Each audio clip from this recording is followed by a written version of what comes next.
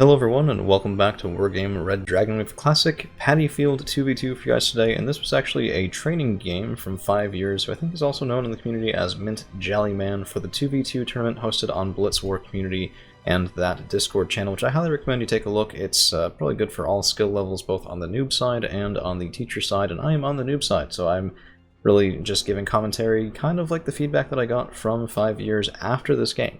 So I'm going into Foxtrot, he's going into Golf and Bravo, and that split is a little bit unusual, at least for me, but apparently it's very common in particularly higher level play, where it's sort of the idea is that you need to pressure in this side of the map and over here as well, and that sort of gets you this flank, which then basically captures Golf for you. So you have one person fighting on each side over this side, because losing it means losing Golf as well, and that is a very important field position. And then 5 years is going to be defending in Alpha and Bravo, as well as making sure we don't have too many problems here. I'm playing as Eurocore, by the way, and if you like Eurocore and like this sort of thing, just don't hesitate to give a like, share, subscribe, and all that YouTuber nonsense I always have to ask for. So, we are matching up against a Colonel, Striker, as well as a Private Brick, and Brick's on the left, which means that the Colonel is on the right, and who I have the pleasure of engaging right at the start. A couple of Milan teams going after these KTs, and a very nice unload from Striker, so he actually saves his infantry from being pretty badly damaged there if they were caught inside the vehicle. And I think that was a spike team as well. Certainly there is one back there. So I'm trying to sort of zone that out. Martyr 2s are very good for that sort of direct fire. I mean, as long as you're within range. But unfortunately, I did lose a helicopter, crashed down over on this side. So I've already lost the battle on the right-hand side for the flank there without significant investment. And that's going to be a bit of a problem as things go forward. But two 2A5s pushing in, lots of smoke cover, although a little bit in the wrong place because, you know, I am still learning. And we're pushing back Striker's forces, at least for right now. Meanwhile, over on this side, there's some riflemen going up to secure this square patch of woods. And 5 years is also just sort of getting a little bit of a light hold in Bravo. I was worried about this, by the way, and I asked him about it after the game. I said, hey, you know, what happens if you lose this part? And he basically said you just push it back out and it's not really as big of a deal as this side of the map. So Syria coming in and does actually smack one of my 2A5s down to 4 strength, but I got a little bit lucky and the Gepard took him out, so actually a really good engagement for us, but it could have been really bad there. It's sort of one of those better lucky than good moments you don't really want to rely on. Also, my reservists have drawn some fire, which is kind of funny because, I mean, these guys are 5 points for a reason, but they're out there, they're meant to take shots, and then in the meantime, my Vabs can provide some supporting fire, Commando's Para. Also, a little bit of a misplay, I was informed later on, just turn off these guys' guns, get them up and forward and spotting. That's a little bit weird to me. So, I mean, they're shock squads, they're pretty good at fighting, but you need passive recon. This is apparently why I should become more of a fan of the cheaper passive recon squads than I currently am. So, zooming back out, we have a nice engagement at the start, not really as nice as it could have been, but not too terrible either. And then I'm trying to get some stuff into this section of Triangle Forest, trying to get the 2A5s healed up here, and then moving forward as well, and sort of projecting strength into the far side of Fox. That's the goal. Let's see how well or poorly we do for it. And by the way, there was a little bit of a push through the woods here, and we're going to see the effectiveness of this H1J Cobra here in just a second. I mean, I love these guys, frag rounds, hydras, FFARs, they can fire all of that at once, and these Proletary 90 are very expensive, so 25 points a piece, relatively low availability too. If you take them down vetted, I think it's 12 in a Yugoslavian national deck, which I don't recall if this was national or if this was Entente, but I think that actually killed a squad right there, even without some vision, so I mean, just a really nice counter to that sort of infantry. Now if you notice there, just for a second, there was a little bit of a blip and a spike team, and this is going to be a problem for us. So this section, this stripe of woods right here, is really critically important, and the enemy colonel has gotten some stuff pretty far forward. It means he's going to have recon there, he's going to have some spike teams there. It's a way of denying this section of Golf, and between the triangle and square forests, that is kind of hard to reckon with. So we should be pushing some stuff up, and in clearing this out while we have good fire support capabilities on this side, the 2A5 shooting in, the Gepard maybe against helicopters or anything like that. And there is going to be more movement here on the right side of the match. Pretty much the entire game, Striker and I had a very knockdown, drag-out fight, and I learned a lot from it, honestly. I mean, there were some things that were avoidable, there were some things that weren't. So one thing that was avoidable is about what's going to be happening here in a second. Is I'm getting some reservists up and in, trying to get just bodies thrown at the problem on this side. I figured he probably wouldn't have that much, because we had seen 2 super heavies, and that's a pretty significant investment, usually going to be a minimum of 320, maybe 340 points there for 2 super heavies. So on this side you can see the Proletarian Knight is getting pushed back out, and this is relatively at cost. Riflemen are pretty cheap, M1 3A3s are pretty cheap, the 2 Proletarian squads were 50 points together, and there's more Mechanizovna behind it, so really good engagement for 5 years, just sort of grinding down the opponent's strength. In the meantime, a couple of Milan teams up and forward. I wish they were a bit farther forward. I was trying to scoot them up that way, and we do get a nice smack on the T-7201 mod. So 21 frontal armor, a little bit light for that sort of super heavy where you have 22, or if you're British, I think they'll go up to 23 even. A couple of options there with that, but we do get an L18 kill here, and that was off the Chaparral, I think, as well as an Oral. So we are sort of grinding them down in the air game, and particularly Brick, I think, relies on that air game pretty heavily. And that's a nice way to burn points, particularly when things are sort of mired down. I mean, the longer a game goes on, the more opportunities you have to put stuff on the board. But planes that go in once and die and don't get their value out, that is going to be hard. It's a tough thing that ends up pointing the ground game against you more and more and more, as your opponent doesn't have to rely on those. So, my Martyr 2 doing a little bit of a dumb here, and what I was hoping to do was actually go after that KPI, as well as anything that was in these trees. Didn't really see much. I didn't have my recon over as far as they needed to be, and right when you see this spike team, watch this. So the Martyr 2 is shooting, but we're shooting in at Mechanizovna and BVPs, and if I had right now manually targeted that spike team, we'd be shooting at him, he'd be down to about 1 strength, and then this second volley would be enough to finish him off. But as it is, I only get 1 volley in, I get taken down, and that spike team is still alive, at least until Mint's 3 mortars sort of light him up. So I mean, that was contact, that was a dead spike team, but I really would have rather not trade for that, because Martyr 2s are amazing, and they're also relatively low availability, so, you know, right away they're making a couple of mistakes in this game, and I also really didn't know how to proceed, right? So I have 2 A5s, I have 1, and the second one was around here, yeah, so 1, 2 right there, and other than engaging in this side, which, I mean, single Iroquois squad is about to just show up all of these reservists without too much trouble when assisted with an MI-17, I wasn't really sure how to push across this field. I thought maybe I could smoke this and push in,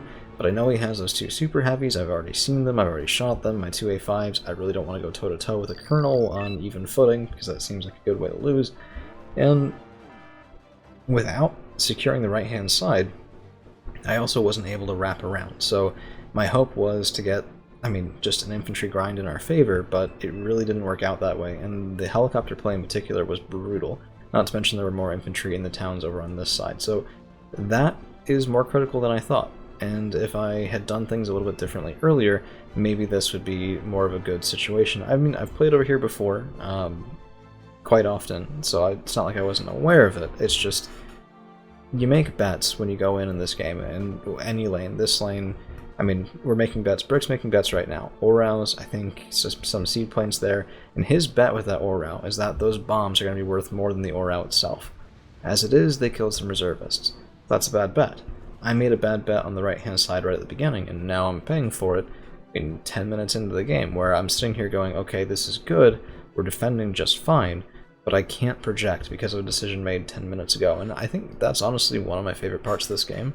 Particularly when it goes in my favor, I'll admit, but today is not one of those days. So, bringing up a 2A1, trying to get a bit more punch, and then we'll be, I mean, I thought, okay, well if I can't clear out on the right, maybe I'll try clearing out on the left. So I'm bringing up some infantry, we're going to go into the square forest, the 2A1 is going to be coming up that way, and I thought, maybe we'll do something here, but right as I'm getting settled in, nice artillery barrage from Stryker, and then all of these Yakri and KTs and all of that, and I'm sitting there going, okay, well, my Milan team's almost out of Milans.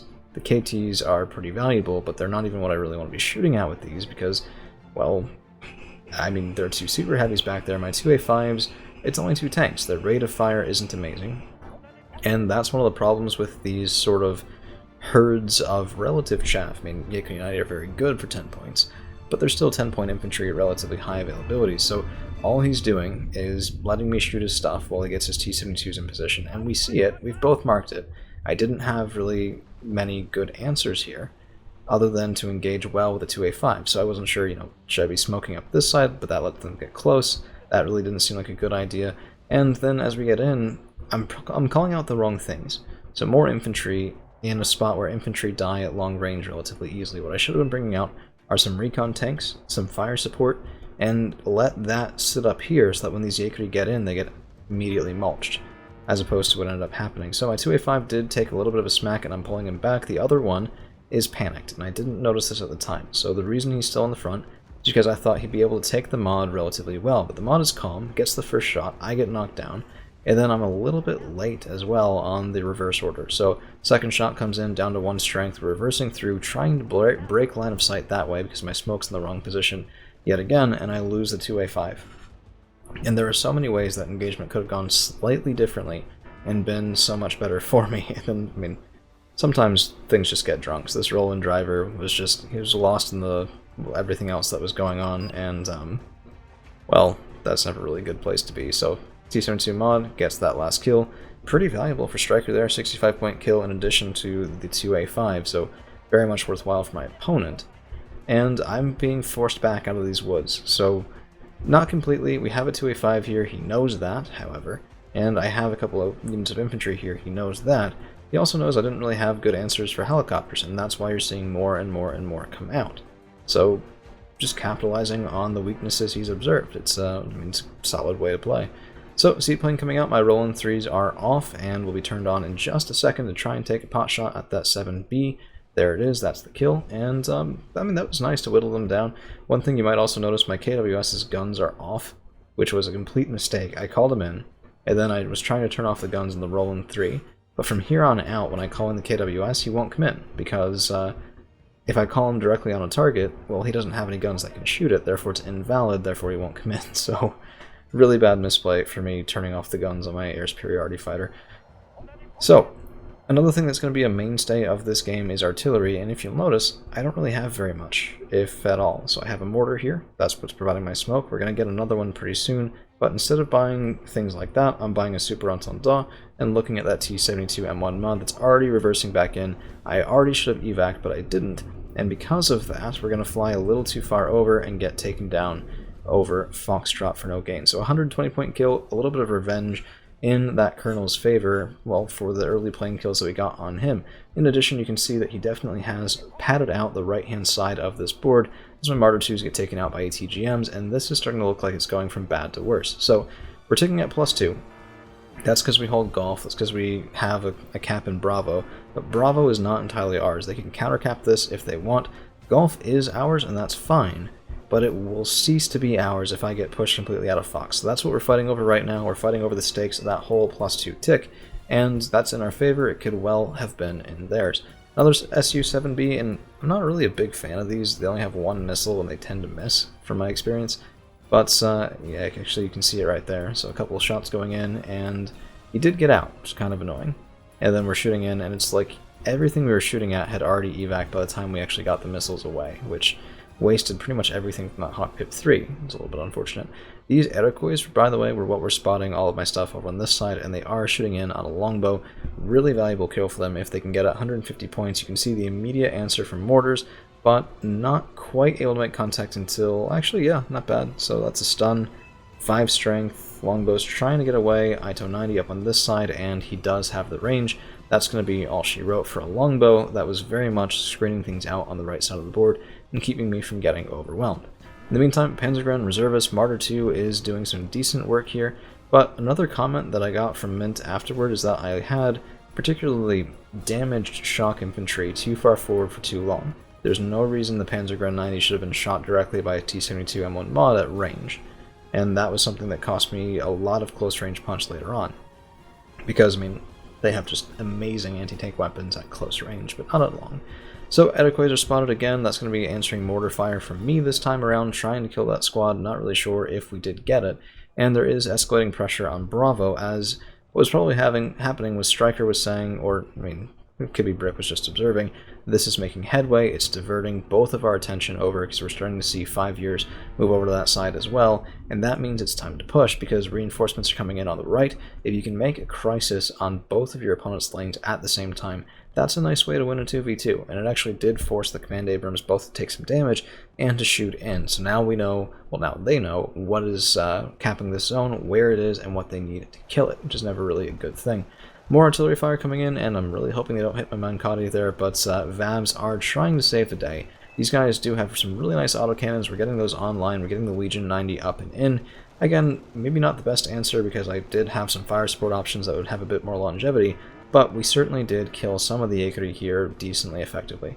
And a KT to boot, so I mean, for KTs versus Vabs, from my experience, it really depends on who fires first, and I mean, frankly, even then, I think the KTs can take it some of the time, which we saw just then. My Vabs fired first, but they weren't able to get a stun or a kill or anything like that, so we needed a bit closer range to take those guys out. I frankly think that if KTs are going to be 20 points, the autocannon Vab should be as well, but, you know, nothing I can change there. This is the wrong artillery. Well, that's the right artillery. Yeah, fair enough. One after the other. 1-2 punch, and the artillery is just escalating again and again and again from the Red 4 team. HC Abrams, by the way, caught in the woods against Proletary 90. That's not where they want to be. These guys have amazing launchers, and the HC Abrams that they were able to actually get out really surprised me at the time. I mean, pretty good speed in woods for that, honestly. Look at that. Yeah, well, 65 kilometers per hour. It is faster than infantry, even elite infantry that have wheels for feet. Kind of lucky we didn't get a crit there. If there was, you know, stuck in the mud or something transaxial, that would have been a bit of a problem. And the artillery is just, I mean, I thought it would be on reset for a minute because they just fired in on Bravo, but no, we actually get walloped here too. I'm losing my armor, I'm losing, and, well, getting some of my stuff panicked here, and the Yakuri 90 are just inching their way ever farther and farther and farther forward. So this was terrifying. This was like, oh, well, I had 2 A5s, the second one got clustered, those are gone. I have no way of killing the Pions are going to spot me. What do I even do here? And my only answer that I could come up with was get more infantry, keep them in this triangle forest, and then use it to deny everything in this section. And we did get some nice support from 5 years there, so unfortunately not a kill at first. And Martyr 2 actually sneaks that little kill in on a T-55 Pion, so very proud of that. 75-point kill off of a 30-point autocannon that's just too good for the point cost. What was interesting though, 5 years has been playing this a lot longer than I have. And he said those guys, when the game started, had something like 10 armor and even more range and even more punch, and I just can't imagine that. I mean, improving a Martyr 2 from this point when they're already so good, just, yeah, I mean, that would have been the heyday of Eurocore armor, I suppose, or I guess not even armor, just general decks as well. So, Mankat 1, rather, coming back up, and I'm trying to just keep everything here healthy, as my Legion are damaged, my Martyrs are damaged and out of guns, my Roland's damaged. Everything here is just getting RD'd again and again and again, and I'm trying desperately to keep them, well, in some sort of fighting shape, but what's going to happen here is as soon as this guy takes fire, he's going to stop healing everyone up, because in order to resupply, you have to be out of combat for a small yet set amount of time, and we weren't really able to manage it consistently. By the way, this is something that I was just, yeah, so apparently the command vehicle, he watched it come in and watched it disembark. That's the helicopter right there. And then, well, enough mortars on the problem, and there goes the problem. So we are up at 279 points to 2, and with the +1 ticking, but Bravo has become an increasing problem as 5 years has split his attention to help me out over on the right, and Brick is taking advantage of it pretty well. The one comment there that I'd say is, he does the same thing over and over and over again, and that's not necessarily a problem if each time you adapt and you anticipate your opponent's responses and then you punish them for those responses. But that didn't really seem to be happening. So every time he'd come up here, he'd get mortared, he'd get, you know, countered by cheap infantry and cheap transports, and then pushed back out, and at a loss. So Proletary 90, again, 3 of them here. Again, remember, these guys are low availability. I'm probably suspecting that he has 2 cards of them right now, which is a pretty significant investment in your deck. And they're just going to draw fire. Everything here is already loading. Let's go ahead and watch 17 in one of them, 3 in the other. Looks like this one started to be pushed. Oh, that's a bit of friendly fire. Yeah, well, it happens. Apparently it even happens to the best of us as a Brigadier Generals. Doing a little bit of friendly fire work there, but looks like, are they re-aimed? Yeah, okay, they're re-aimed. So 3 and 17 down to 2 and 14, and we should see, that was the end of that volley. We should see some more fire going down, unless they're all, yeah, I mean, there it is, there's the aim. 1, 2, 3, 4, 5, and 6 different mortars there now. And the Proletariat, once they get panicked and stunned, I mean, these are M1 3A3s, they're 5-point transports, and, well, they can't even shoot their weapons in time, so M2 Brownings are getting 5-point transports killing Proletary 90. Beautiful stuff. And then the mortars just immediately redirect and shoot in here, and there was no, at least right now, no cluster response. So if you're watching on that side of the field and you're clustering the things here and in Bravo, I would have at some point clustered this whole section, because these guys are sitting here and firing for a very, very long time. And quite effectively too. They've killed a command vehicle, they've killed lots of infantry, and geez, nice bombing support too. Huh. It's almost like this guy's a good player. Yeah, so meanwhile on my side, I'm just still kind of struggling to hold off those pions. So if they get within range of the Legion 90, then we have a chance. But remember, Erix's are guided. If these guys get panicked, if they get stunned, well, particularly stunned, by things like artillery barrages, they're not going to be able to get their weapons online. And even then, it was a bit of a swing and a miss, as both these squads are in less than ideal shape. Another thing too, the mini-me should not be firing here. Panzerjäger are not a worthwhile target when there's so much armor in the area. And 2 HC Abrams from 5 years trying to close off that gap, get a couple of those pions as I'm bringing my own Leclerc and Martyr 2s in. But just a brutal firing concave. I'm losing stuff over on the right hand side. We're trying to smoke that off. You can see a bit of an adjustment in the smoke screen there, trying to just deny line of sight to that right side flank, but I have to do that constantly. In comes more cluster, and I do want to say, as much as I've been saying, this has been a really, really tough game, it was very enjoyable, particularly after the fact, because, I look at replays for a reason, and that reason is that I enjoy learning from it. I enjoy doing things better every single time if I can, and the opportunity to play with 5 years and have them give me some feedback here was really wonderful, because otherwise I would have been looking at this, well, first off, otherwise I would have been pushed out of Fox a long time before, but I would have been looking at this and sort of guessing at what went wrong. And he told me very clearly, yeah, what went wrong, too many shock squads, not enough reservists, I let my shock squads take fire, I didn't have them get the right guns on the right targets at the right times, and then it just sort of fell apart, particularly when I couldn't rescue this out of the board. And part of the reason we couldn't rescue this was because of the point sink that Foxtrot was becoming, so it sort of feeds into itself as well. So here I'm trying to get a kill on the T-72 M1 mod. Instead I get a pion, and then Leclerc's backing up, but not in time, as there's 2 super heavies, and the Iroquois is actually with the kill with their secondary weapon, so I've lost another 165 point tank. And yeah, I mean, you can see how this sort of flanking stuff works, right? So we're going along, massive stun, jeez. Just more artillery, I guess, but I mean, this is all cheap riflemen, cheap boxes, and I guess it's interesting. There was no, I was expecting a giant push back out, right? I've seen this before, it's happened to me before, where, if you're fighting over this high section of woods for long enough at a disadvantage, your opponent will just get some shock squads of their own and a little bit of armor and just clear you out, push you down into here, push you down over there, just come down over the top at the same time with a little bit of artillery and or bomber support, and then retake the zone. And when I asked, the answer I was given was, well, there's no need. We're 14 minutes left, possible in the game, actually only about 4 minutes left that was played, and we're up 321 points. And we're up 321 points with a flank that's potentially falling apart over here. As long as you can keep this counter capped, we're actually still gaining 1 point, and there's no need to invest all of that on a side of the map that doesn't really need it. So, just a perspective I wasn't really used to hearing, wasn't really expecting to hear, and certainly an interesting one at that. Block 52 is answering, and we still do have some decent anti-air on this side, and then I'm getting my own sort of reservist spam going up, and all of this is in front of 2 2A1s.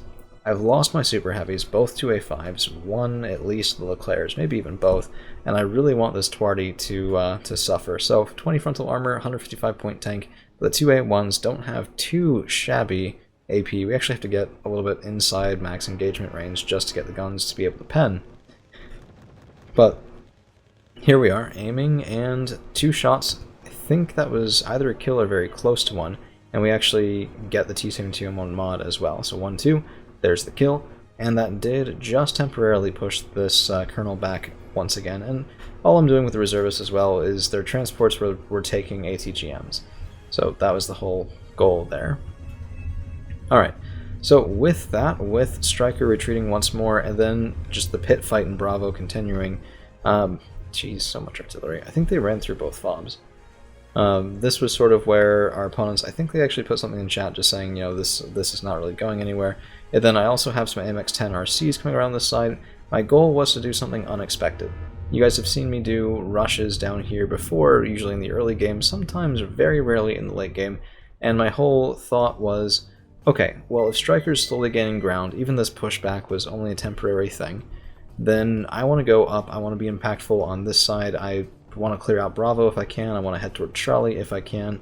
And now the AMX-10s are going in with bomber support from 5 years and a little bit of rifleman support as well. He's finally doing that push that I had wondered why we hadn't seen previously. AMX-10s getting some good shots online, and BVP M80As are not too cheap. They're 15 points, plus we were able to take down some things on the flank and spot an M84A that's panicked, 3 armor left, aiming, firing, there's the kill.